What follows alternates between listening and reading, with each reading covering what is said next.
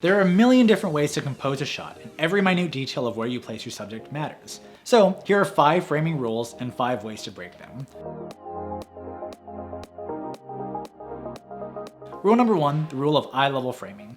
Framing your subject at your eye level puts us on equal footing with them, establishing camaraderie. It's the DP's way of saying this person is your friend, and is the most common angle used in framing subjects. There are actually a few ways you can break this rule. One thing you can do is you can bring the camera below the subject and frame up. This low angle makes us have to look up at the subject, giving them a lot of power. Match this with some high contrast, low key lighting, and you've got yourself a very powerful villain.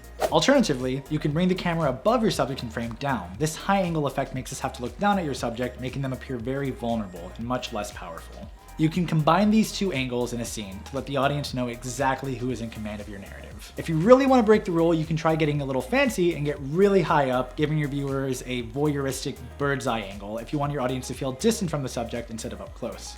Rule number 2, place your subject on the left side of the frame and have them look to the right. This is a simple and effective way of showing them looking at something off frame. One way you can break this rule is to have your subject looking in the same direction of the frame they're on. This will give us a feeling of being trapped, not knowing what the future holds. It's kind of uncomfortable for the audience, so make sure you're being extremely intentional and decisive when breaking this rule. Tom Hooper used this technique a lot in The King's Speech and Les Miserables whenever his characters were going through the most difficult parts of their respective narratives. Rule number 3, the rule of thirds. I know, this is cinematography 101. You imagine your frame is split up by 2 horizontal and 2 vertical lines, and you place your subject on those 2 lines to make it more aesthetically appeasing.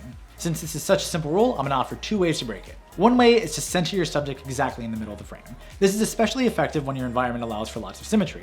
Depending on the context of the narrative, this can either give a calming effect, offering balance, or it can sometimes give an unnerving effect. The framing is too perfect and you know that something's up. Another way to break the rule of thirds is to frame for the Fibonacci sequence, also known as the golden spiral or the phi ratio.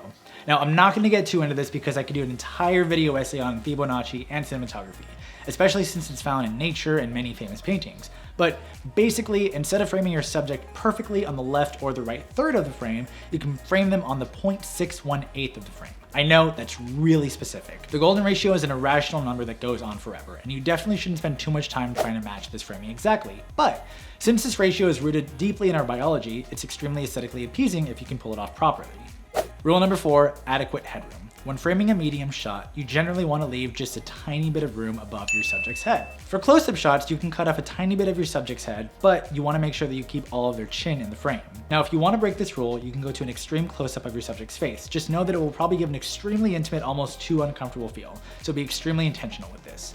Now, on the flip side, you can give your subject way too much headroom. What this will do is convey a lack of power, like your subject is feeling small and vulnerable in their world and in their circumstances. Now again, really plan the shot out if you're going to break this rule, so you don't come off as an amateur filmmaker who doesn't know how to frame. Lastly, the 180-degree rule. This one's simultaneously simple and complicated. When you have 2 characters facing each other, you want to imagine a line going directly through them, and you don't want your camera to cross that line when you're editing. This method will really help keep continuity and your eye lines. Now, this rule can sometimes be broken to convey things like shifts in power, confusion in an environment, or the passing of time. Hunger Games breaks this rule when Katniss and her sister Primrose are parting ways, and it's especially effective because of the tension of the scene. Primrose has no idea if she'll ever see her sister again.